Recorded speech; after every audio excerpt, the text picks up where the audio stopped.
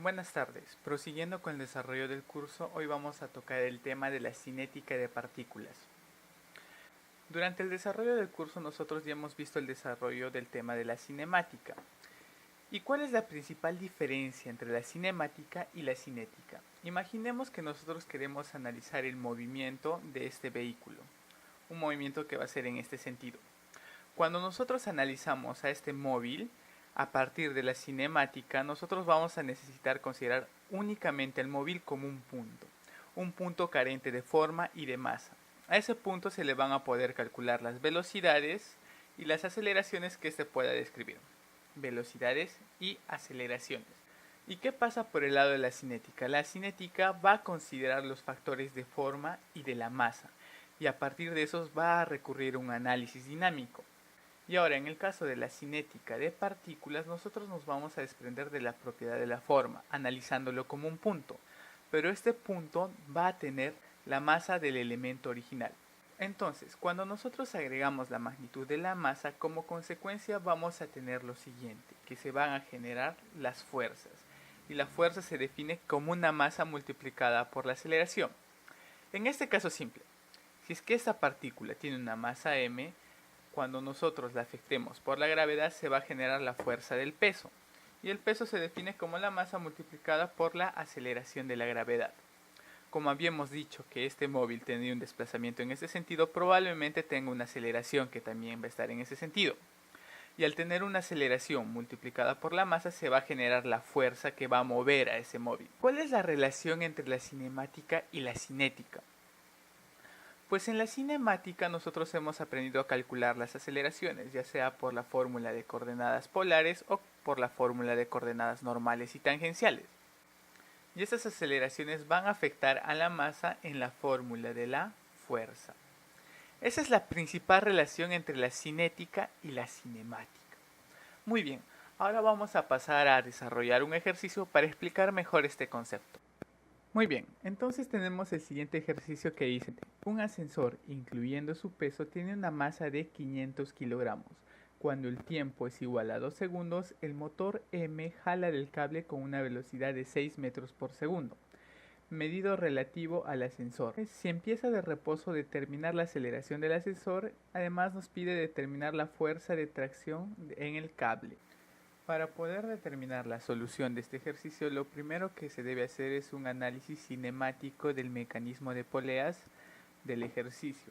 Entonces, si tenemos esta representación, tendríamos que el mecanismo de poleas está formado por el motor, las poleas superiores, la polea inferior y este punto. Nosotros sabemos que el ascensor tiene que subir de forma vertical, o sea que no va a haber variación entre la horizontalidad del ascensor.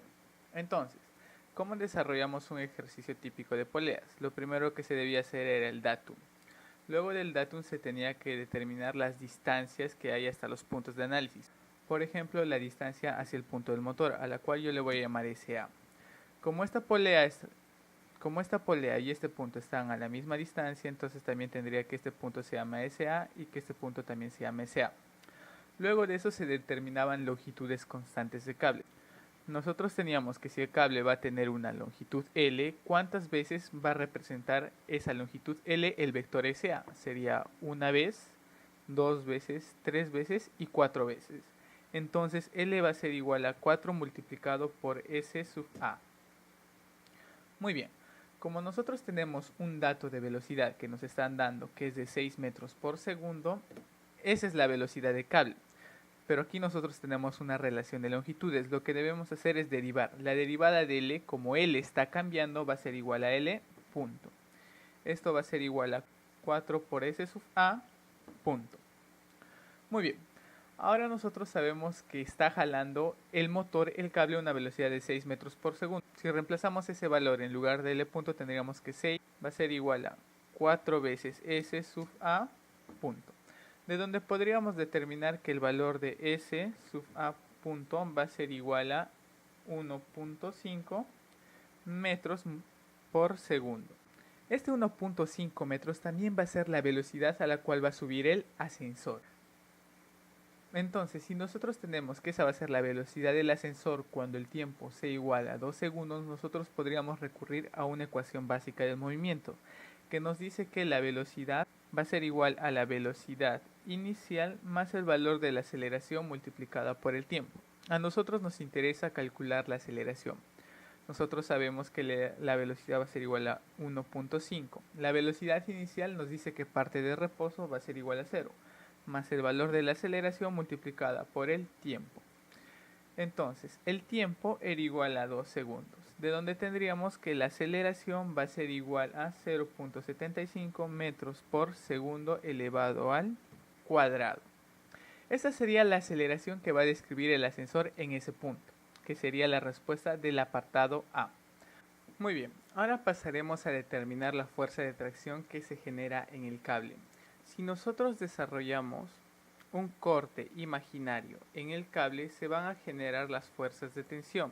Una fuerza de tensión que va a subir del motor hacia el punto de corte, a la cual se le va a llamar T. Además, cada cable o cada corte de cable va a generar esa misma fuerza de tensión, por lo tanto, solamente la copio. Muy bien. Además, nosotros sabemos que el ascensor tiene una masa de 500 kilogramos y esos 500 kilogramos se van a ver afectados por la gravedad, generando el peso, que sería 500 multiplicado por 9.81. Y de acuerdo con lo que hemos determinado que el ascensor va a tener una aceleración general, la sumatoria de estas fuerzas nos tiene que dar una fuerza de movimiento vertical que va a resultar la aceleración calculada, que va a ser 0.75 multiplicado por la masa del ascensor, que sería igual a 500. Entonces, si desarrollamos equilibrio, tendríamos que 4 multiplicado por la fuerza de tensión menos el valor de 500 multiplicado por 9.81 tiene que ser igual a la aceleración del ascensor, obviamente, que sería 0.75 multiplicado por su masa, que sería 500. De donde tendría que 4 multiplicado por el valor de la tensión va a ser igual a 0.75 por 500 más el valor de 500 multiplicado por 9.81, que esto resulta ser una expresión que resulta 5280.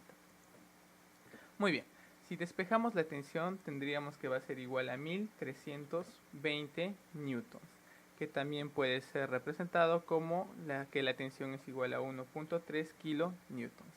Entonces, esto sería todo por este ejercicio. Muchas gracias.